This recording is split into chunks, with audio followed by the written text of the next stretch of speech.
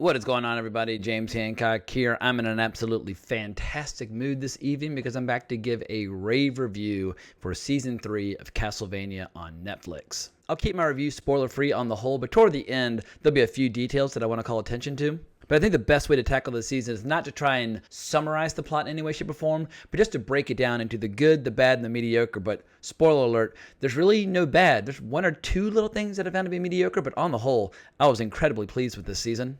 And my biggest takeaway while watching this season was that this is a classic example of how to sustain and grow and evolve an aging franchise and keep it relevant and cool for future generations. Because I was in 5th grade when I got my first NES, and some of the earliest games that I got were like Legend of Zelda, Super Mario Brothers, Metroid, and I also had Castlevania.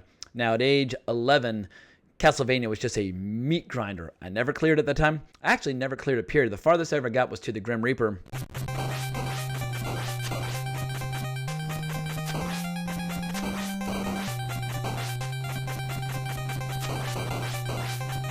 But to say that I have nostalgia for that first game is putting it very mildly. I don't even really enjoy going back and visiting it and playing it now because I still find it kind of hard. But of course, you see these videos online where people are able to like clear it with one hand blindfolded in 11 minutes. I'm just like, all right, y'all are playing video games on another level.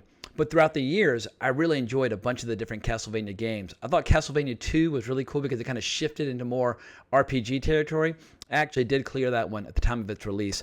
Castlevania 3, I did not. The one on the Super Nintendo, I believe I cleared. But one of my all-time favorite games from any platform, from any era, is Castlevania Symphony of the Night. Now, I did not play it when it was initially released. I discovered it, I think, in like 2008 when I downloaded it on my Xbox 360.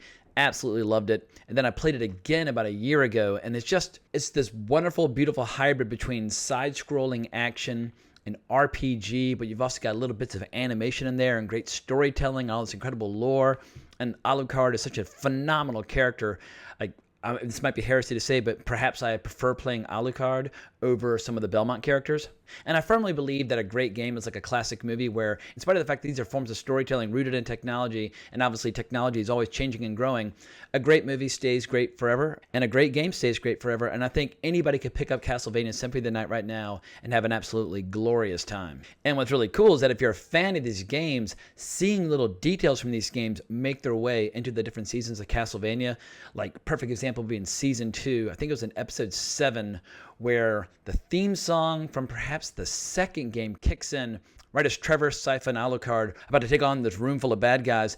And I just had goosebumps all over my arms, like the hair was standing straight up. I just couldn't believe how insanely cool it was. Or the fact that the little device in Dracula's castle for teleporting it around in Season 2 was identical to the little device that you use to save your progress in Symphony of the Night. All these little Easter eggs, you don't have to appreciate them, but they just make it a much richer experience as you're watching the show.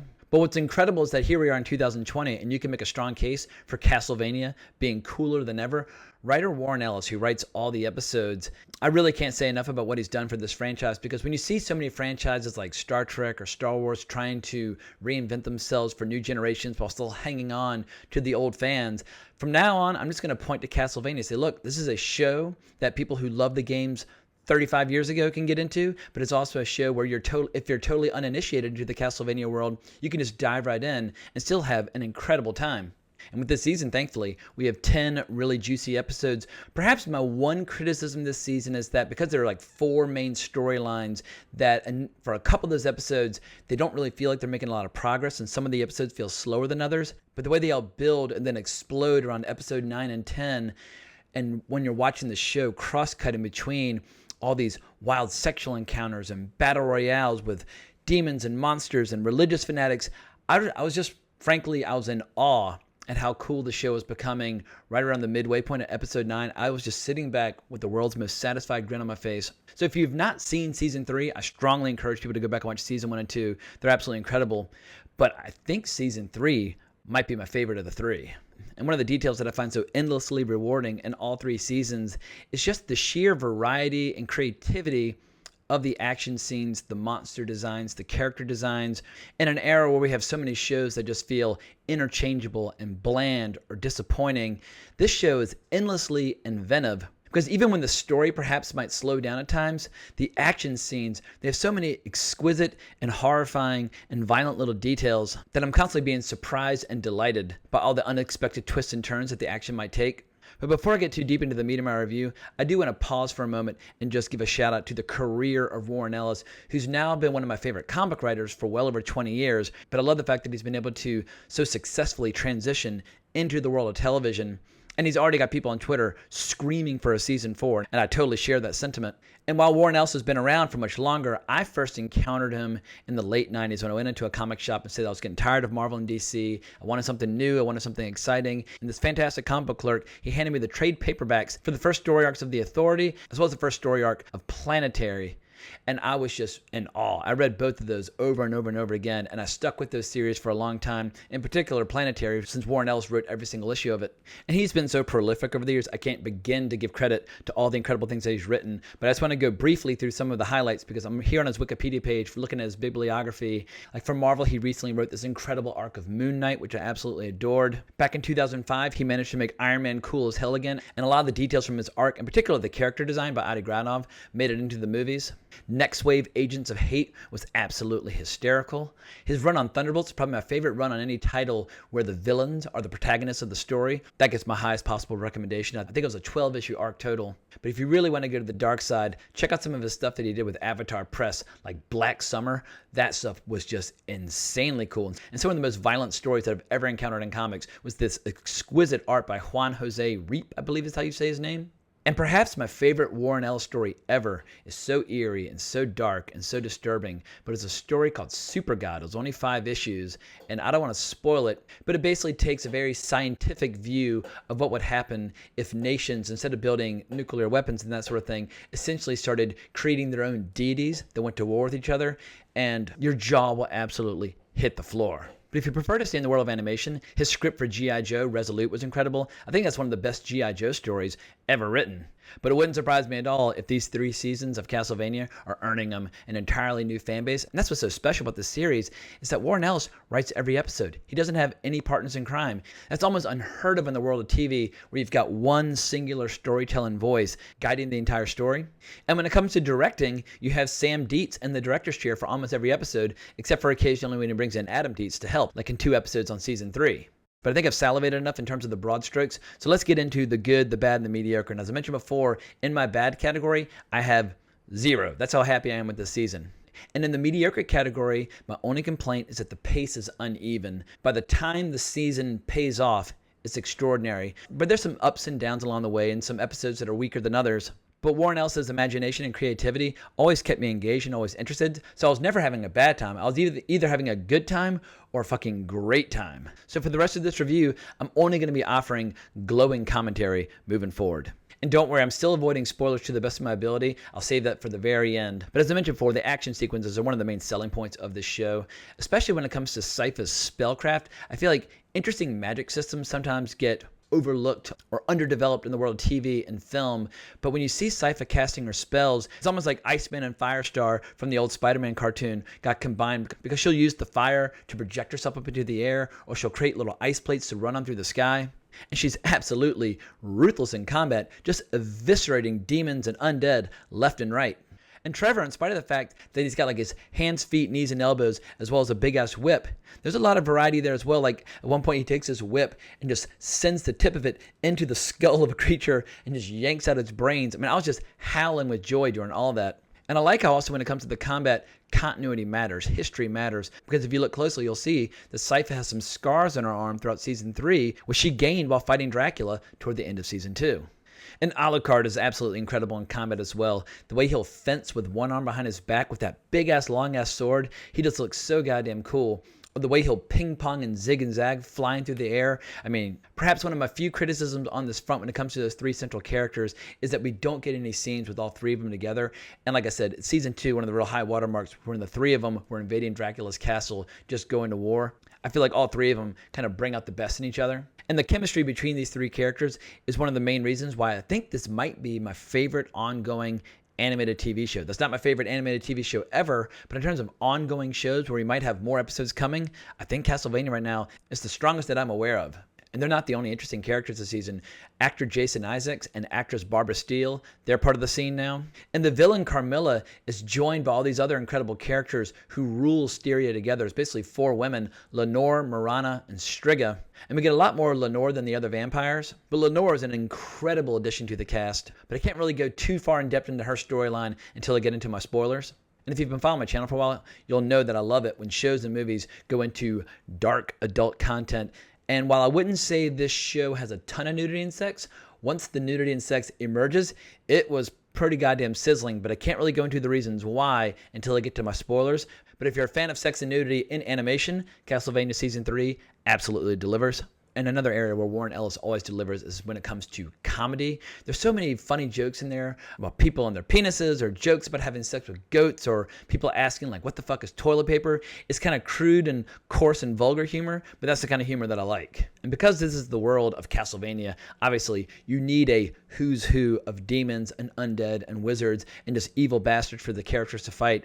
But what I like about the show is how we're allowed to root for and get behind some of the more villainous characters, or some of the characters you might describe as like an anti-hero, like the Forge Master Isaac, who's slowly but surely growing this enormous army of demons because he's pissed that Dracula's plans were foiled in Season 2, and his goal remains to exterminate the entire planet, which obviously places him in a slightly more villainous category. However, as we explore his character, you start to kind of appreciate his point of view, even if you might disagree with his worldview.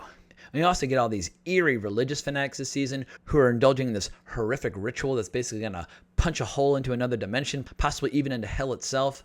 And in the battle sequences, it's not just like characters colliding on the screen. There's so much exquisite detail, like people being disemboweled. Like at one point, people are dipping their weapons in salt and in feces in order to fight these night creatures, which is a common thing I've noticed in a lot of Warren Ellis comics, because he had this incredible historical war comic called Cressy, where the English were dipping their swords in latrines before going into battle against the French. And there's so much incredible world building as well. Because of this thing called the Infinite Quarter this season, we get all these elaborate visions of the future, or visions of hell itself, which looks absolutely incredible. You can see it in the trailer. But in the end, what holds this together is the dysfunctional and loving and just total badassery of the relationship between Trevor and Sypha. And this is kind of a mild spoiler, so I might as well announce now that I'm diving into my spoiler section. But toward the end of the season, at one point, they're standing back to back, surrounded by a room of the most horrific demonic monstrosities you've ever seen, of all shapes and sizes. And one of them says, "Do you have my back?" And the other one says, "Always."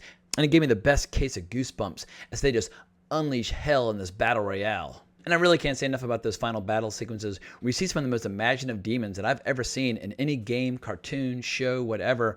Like there's this one with eyeballs all over its body and wings, and it makes it impossible to sneak up on because obviously it's got eyes all over its body. But now I'm about to go into heavy spoilers, so if you don't want to have anything ruined for you, definitely bail out now. But as I mentioned before in episode 9, all the storylines start to build to their emotional peak. And while they're not necessarily interconnected, the show is doing this brilliant job of cutting between them. And some of these stories are sexual, and some of these stories are about war, and some are sexual and violent.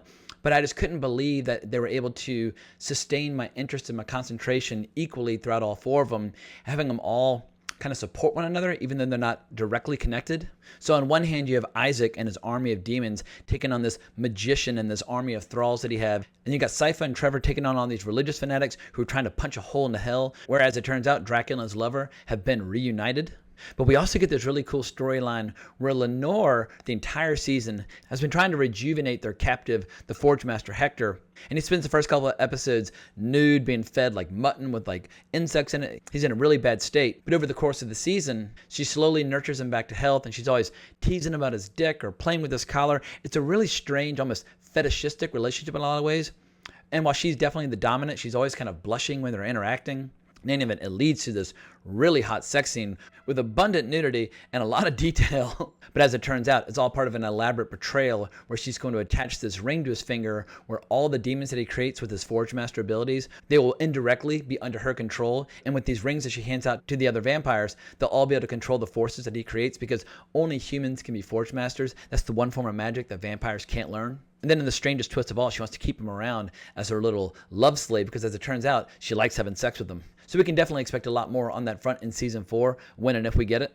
And then the wildest story of all is the one involving Alucard. Initially, we see that he's kind of sad and lonely. He's living in the castle. The castle's not moving anymore, but it's still in a state of ruin from all the battles in Season 2. And then these two apprentices come to him from Japan, Taka and Sumi, and they tell him this elaborate story about how they escaped from this vampire named Cho, and what they really want more than anything is to learn how to defend themselves. And he offers them access to all this knowledge, all this resources, in particular the Belmont Library beneath his castle. And we hear all these cool flashbacks about the vampire Cho in Japan. And Alucard, who's clearly missing his friends, he starts to fall in love with these two, and it leads to this really intense three-way between the three of them. And once again, this is not a suggested three-way. There is full frontal nudity in this sequence. And Alucard is totally at their mercy, and as it turns out, he let his guard down just a little bit too much, because what they're there to do is to capture him and squeeze from him all the secrets that he might possess. In particular, they want to get the castle moving again so they can take it back to Japan. But it turns out to be a tragic mistake on their part, because while they have him bound with these rings of steel that keep him totally immobilized, he's still able to control that badass sword of his, and he slashes their throats and regains his freedom. But in terms of emotion, that was probably the most emotional moment for me the entire season, because I was really afraid on Alucard's behalf what might happen to him, because I thought they were going to straight up put a stake through his heart. But when you see the regret and remorse over what he had to do, it's really emotionally impactful, in particular when he takes their bodies outside and impales them on these giant stakes, much like his father, Vlad Shepes, used to do way back in the day. And it'll be interesting to see in Season 4 if that betrayal turns Alucard into a slightly more villainous character. I mean, I'll always think of him as a heroic character because of playing him in Symphony of the Night, but they might need an additional bad guy, or at least someone who's a little bit more of like an outsider in Season 4. But obviously, there's no shortage of villains in Season 4, because we got Carmilla, Lenore, Marana, and Striga all about to wage war in the surrounding area. And of course, you have the X factor of Isaac and his army of demons. So there's a lot of interesting conflicts that could emerge in the next season. So I'm just crossing my fingers that Netflix, Warren Ellis, and everybody, they can make a deal, make that happen, and hopefully we won't have to wait 2 years to see it. So in 2020 so far, I think Castlevania Season 3 might be my favorite piece of entertainment that I've seen so far on the big or small screen. I follow a lot of shows, I see a lot of movies, but in terms of new content, right now, Castlevania Season 3 made a very positive impression on me. So I give it my highest possible recommendation, Seasons 1 through 3, and don't be surprised as you're playing them if you have to constantly push down and resist this urge to just dive onto your gaming console and start playing some of the classic games. Also, if anybody out there has played the entire gaming franchise, as I mentioned before, I played 1, 2, and 3, as well as Super Castlevania, and then I played Castlevania Symphony of the Night. So those are the only 5 games that I've played. If there are any that I'm overlooking that are incredible, definitely let me know. But hope you enjoyed this reaction and review. If you did, please give the video a like, subscribe to the channel, and hit that notification bell. That's very helpful to me. And if you want to talk more, you can always find me on Twitter at Corbax, or leave a comment in the comments below. But hope you enjoyed my rant. Thanks so much for watching. But more importantly, as always, onwards and upwards.